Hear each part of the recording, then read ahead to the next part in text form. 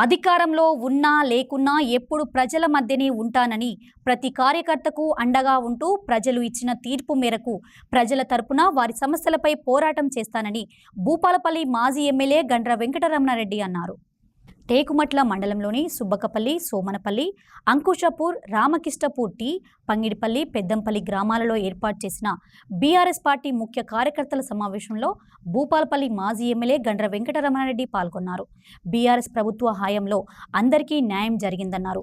మోసపూరిత హామీలతో గద్దెనెక్కిన కాంగ్రెస్ ప్రభుత్వం ప్రజలకు చేసింది ఏమీ లేదని విమర్శించారు. పార్లమెంట్ ఎన్నికల్లో ప్రజలందరూ బీఆర్ఎస్ పార్టీకి ఓటు వేసి డాక్టర్ సుధీర్ కుమార్ను గెలిపించాలని కోరారు. ఈ కార్యక్రమంలో బీఆర్ఎస్ నాయకులు, కార్యకర్తలు పాల్గొన్నారు. బీఆర్ఎస్ పార్టీ కుటుంబ సభ్యులందరూ కూడా ఇల్లు తిరిగి ముఖ్యంగా మా మహిళా సోదరులను ఒప్పించి మెప్పించి ఓట్లేయాలి.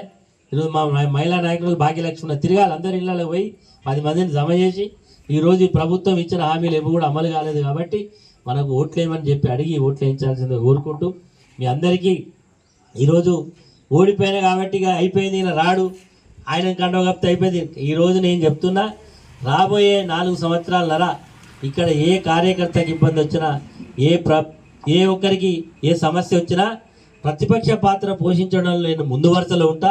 మీరు ఫోన్ చేస్తే తప్పకుండా స్పందించి రావడం జరుగుతుందని మీ అందరికీ హామీ ఇస్తూ, ఈ ఎన్నికలు అయిన తర్వాత ఎన్నికలు పెట్టాలి, నిజంగా సర్పంచ్ ఎలక్షన్లు పెట్టాలి.